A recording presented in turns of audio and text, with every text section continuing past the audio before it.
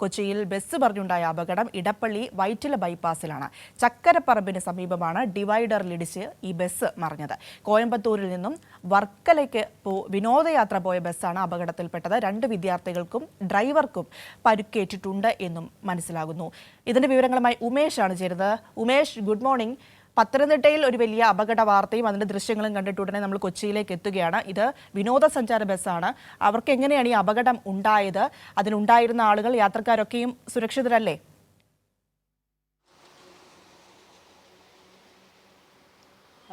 പ്രിയ, good morning. യാത്രക്കാർ സുരക്ഷിതരാണ്. ഇന്ന് പുലർച്ചെയാണ് ഈ അപകടം കൊച്ചിയിലുണ്ടായത്. എനിക്ക് പിറകിൽ കാണുന്ന ഈ വിനോദസഞ്ചാര ബസ്സാണ്, ടൂറിസ്റ്റ് ബസ്സാണ് ഈ അപകടത്തിൽപ്പെട്ടത്. ഇത് ഇടപ്പള്ളി വൈറ്റില ബൈപ്പാസ്, ആ ബൈപ്പാസിന് സമീപം, ബൈപ്പാസിൽ ചക്കരപ്പറമ്പിന് സമീപമാണ് ഈ ടൂറിസ്റ്റ് ബസ് അപകടത്തിൽപ്പെട്ടത്. തമിഴ്നാട്ടിൽ നിന്നുള്ള ബസ്സാണ്, തമിഴ്നാട് രജിസ്ട്രേഷനിലുള്ള ടൂറിസ്റ്റ് ബസ്സാണ്. ഇത് കോയമ്പത്തൂരിലുള്ള ഒരു കോളേജിലെ വിദ്യാർത്ഥികളുമായി അവിടെ നിന്ന് തിരുവനന്തപുരം വർക്കലയിലേക്ക് വിനോദയാത്രയ്ക്ക് വന്ന ബസ്സായിരുന്നു ഇത്.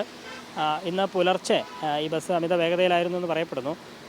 അങ്ങനെ കോയമ്പത്തൂർ ഭാഗത്ത് നിന്ന് അവിടെ നിന്ന് വരുന്ന വഴിക്ക് ഈ ബൈപ്പാസിൽ കയറി ഇടപ്പള്ളിയിൽ നിന്ന് വൈറ്റില ബൈപ്പാസിലേക്ക് പോകും വഴി ആണ് ഈ ചക്കരപ്പറമ്പിന് സമീപം ഡിവൈഡറിൽ, റോഡിൻ്റെ സൈഡിലുള്ള ഈ ഡിവൈഡറിൽ തട്ടി ബസ് മറിഞ്ഞത്.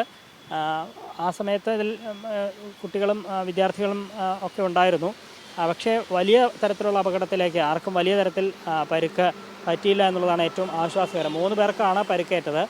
അത് ഡ്രൈവർക്കും മറ്റ് 2 വിദ്യാർത്ഥികൾക്കും. എന്നാൽ അവരുടെ ആരുടെയും പരിക്ക് ഗുരുതരമല്ല. ഇവരെ ഇന്നലെ തന്നെ ആശുപത്രിയിലേക്ക് കൊണ്ടുപോയി പ്രാഥമിക ചികിത്സ നൽകിയ ശേഷം ആശുപത്രി വിടുകയും ചെയ്തു. ആരെയും അഡ്മിറ്റ് ചെയ്യേണ്ടുന്നൊരു സാഹചര്യം, അത്ര വലിയ പരിക്ക് ആർക്കും പറ്റിയിട്ടില്ല എന്നുള്ളതാണ് ഏറ്റവും ആശ്വാസകരമായ കാര്യം. പക്ഷേ ഈ ബസ് ഇങ്ങനെ വളരെ പെട്ടെന്ന് ഡിവൈഡറിൽ തട്ടി പെട്ടെന്ന് അപകടത്തിൽപ്പെട്ടതുകൊണ്ട് തന്നെ ബസ്സിന് കാര്യമായ കേടുപാടുകൾ, പ്രത്യേകിച്ച് ഇതിൻ്റെ മുൻവശമൊക്കെ പൂർണ്ണമായും തകർന്നിട്ടുണ്ട്. നമുക്കത് ദൃശ്യങ്ങളിൽ കാണുകയും ചെയ്യാം. ഒരുപക്ഷെ ആ വേഗതയിൽ വന്നതുകൊണ്ടായിരിക്കാം അത്തരത്തിൽ ഈ ബസ്സിന് കാര്യമായ കേടുപാടുകൾ ഉണ്ടാകാനുള്ളൊരു കാരണം അതായിരിക്കും എന്ന് തന്നെയാണ് കരുതുന്നത്. ബസ്സിൻ്റെ മുൻവശം പൂർണ്ണമായും ഇടിച്ച് തകർന്നിട്ടുണ്ട് എന്നുള്ളത് തന്നെ നമുക്ക് ഈ ദൃശ്യങ്ങളിൽ വ്യക്തവുമാണ്. പക്ഷേ ആശ്വാസകരം, നേരത്തെ ഞാൻ സൂചിപ്പിച്ച പോലെ ഇതിലുണ്ടായിരുന്ന വിദ്യാർത്ഥികൾക്കോ മറ്റ് ജീവനക്കാർക്കോ വലിയ കാര്യമായ അപകടം, ആർക്കും വലിയ കാര്യമായ പരിക്ക് പറ്റിയിട്ടില്ല എന്നുള്ളത് തന്നെയാണ് ഏറ്റവും പ്രധാനപ്പെട്ട കാര്യം. 3 പേർക്കാണ് പരിക്കേറ്റത്. അവരുടെ പരിക്ക് നിസ്സാരമാണ് താനും എന്നുള്ളതാണ് ഏറ്റവും പ്രധാനപ്പെട്ട കാര്യം. ഒരുപക്ഷെ വലിയ ദുരന്തമാകുമായിരുന്നു.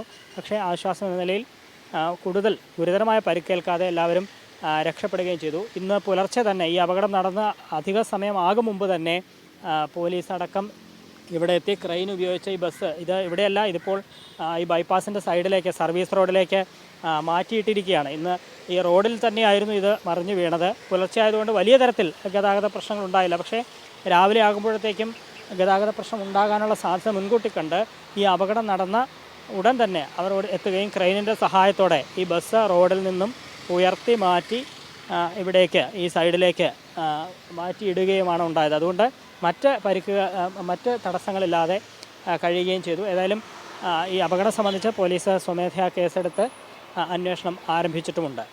പ്രിയ, ഉമേഷ്, നമുക്ക് ആ ദൃശ്യങ്ങൾ കാണുമ്പോൾ തന്നെ വലിയ അപകടത്തിന് സാധ്യത കുറിക്കുന്ന ഒരു സംഭവമാണ് എന്ന് മനസ്സിലാകുന്നുണ്ട്. ആ ബസ്സിൻ്റെ ഫ്രണ്ട് മുഴുവൻ തകർന്നിട്ടുള്ള ഒരു സ്ഥിതിയാണ്. എന്തായാലും ഇത്ര പറ്റിയിട്ടുള്ള, അല്ലെങ്കിൽ ചെറിയ രീതിയിലുള്ള പരിക്കുകളോടെ എല്ലാവരും രക്ഷപ്പെട്ടു എന്നുള്ളത് ആശ്വാസം നൽകുന്ന കാര്യം തന്നെയാണ്. ഇന്നിപ്പോൾ 2 അപകടങ്ങളും അത് തന്നെയാണ് ആശ്വാസം നൽകുന്ന ഒരു വിഷയവും. ഈ കുട്ടികൾ, വിദ്യാർത്ഥികൾ, അവർ 2 പേർക്കാണ് പരിക്കേറ്റിട്ടുള്ളത്. മറ്റുള്ളവരെയൊക്കെ ഇപ്പോൾ സുരക്ഷിത സ്ഥാനങ്ങളിലേക്ക് മാറ്റിയിട്ടുണ്ടോ? അവരൊക്കെ എവിടെയാണ്?